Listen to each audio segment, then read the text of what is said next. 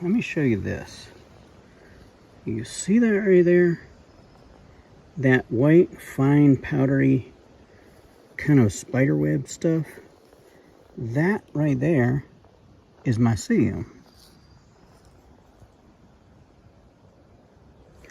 That is what starts the process of these mushrooms taking over the tree and breaking down all the cellulose and tannins and everything else that's in the tree to break it down for the forest.